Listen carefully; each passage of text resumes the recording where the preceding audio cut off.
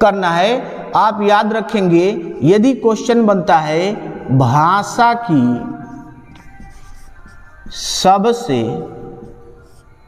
छोटी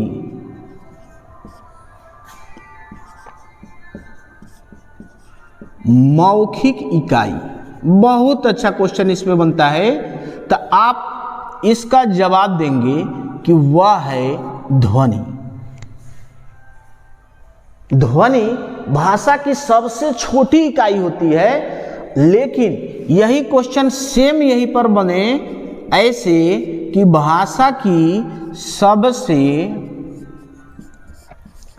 छोटी लिखित इकाई क्या है, लिखित इकाई क्या है, तो तब आप जवाब देंगे कि वह है वर्ण। वनडे में अधिकांश बार यह क्वेश्चन रिपीट किया गया है कि वर्णों की संख्या कितनी है। तो वर्णों की संख्या एनसीईआरटी के आधार पर हम जानते हैं कि 52 है, लेकिन यहाँ पर एक शब्द दिया गया है अक्षर। तो ये अक्षर क्या है, तो अब अक्षर को समझने के लिए आप यूं समझें कि देखिए वर्ण क्या है, तो वर्णों की संख्या तो 52 है, और इस वर्ण में क्या क्या आता है, तो इस वर्ण में मूल रूप से स्वर और क्या आते हैं, व्यंजन आते हैं। व्यंजन को ऐसे भी लिख सकते हैं, व्यंजन को ऐसे भी लिखते हैं। हम आगे चल करके आपको बताएंगे कि इसको दोनों तरीके से लिखते हैं और दोनों को लिखने में अंतर क्या है और क्यों ऐसा लिखा जाता है, ये अभी आगे।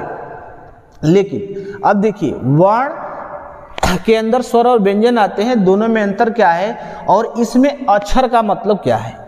तो अब यहाँ पर स्वर यदि आप देखेंगे तो इस स्वर में क्या आता है, तो स्वरों की संख्या कहीं कहीं पर 11 आती है, कहीं कहीं पे 13 आती है।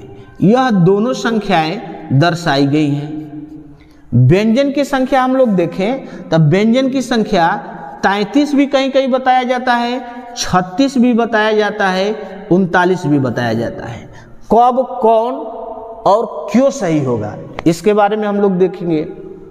अक्षर क्या है, इसको हम लोग देखेंगे। तो अब एक एक को हम लोग देखते हैं कि देखिए स्वर क्या है।